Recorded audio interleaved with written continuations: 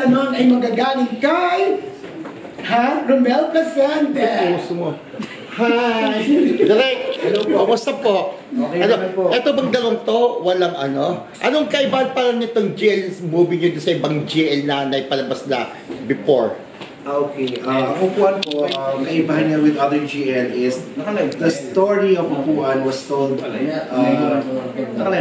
was told sa perspective ng babae.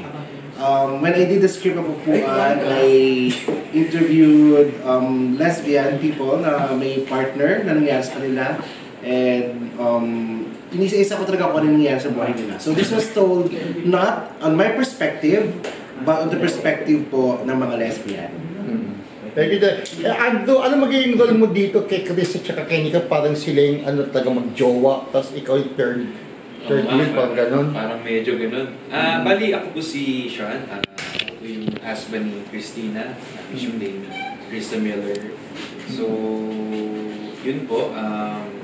Habang kayo pa ni Nessun time is kinasal kami na hindi naman talaga niya ako ganun ka-love. May mga nangyari, so dapat abangan dala po nila kasi maano ka pa. Krista, kumusta yung kissing scene niya ni Nika? Masarap. Gaano masarap? Okay naman po. Okay naman si Nika katrabaho. Okay naman din siya dun sa... Although, nung nag-shoot kami, nagtatanong-tanong din siya, yung mga ganyan. Okay naman. Masarap pala mga pagalingan sa babae. First time mo na gumawa ng ganyan, walang ilangan? Nakagawa na ako before, pero sobrang tagal na yun. Siguro parang mga 8 years ago na kay Mara Lopez. So, matagal na yun. Ganun din siya, GL save lang. Pero, hindi siya katulad nitong ginawa namin ni Nika. Mas matindi. Torrid. Sobra yung hindi. Kasi parang medyo lang din eh. Parang medyo pa-sweet pa, mga ganun. Pero dito kasi, iba eh. Kasi lapas ng lapas, kita. May kainan eh. Talaga? Mga ganun. Engka-engka. Pero passionate. Oo, Hindi siya basta. as in talagang with love talaga. With love.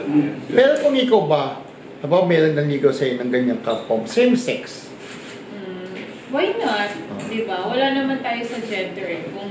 Kung totoong tao naman, bakit hindi? Actually, Tito, baliktad siya yung nanliligo sa mga babae. Ay. Ganon? Totoo ba yan? Joke lang. Hindi kasi yun nga, naging din ako. Hindi naman totally tomboy talaga, pero na-attract din talaga ako dati sa mga babae. Until now naman. Sa kapwa mo artista, sino na-attack ka? Sa mga Babae. Na nagaganda ka, kagaya ni Aiko, nagaganda siya sobra kay Marian, yung parang ganon. Ikaw? Hindi ako masyadong sa showbiz eh. Hindi ako masyadong hindi, basta wala. Non-showbiz. Non-showbiz. Nung nag-aaral ka pa. Anyways, thank you po, Direk, at sa inyong pelikula, good luck. Ay, nanonood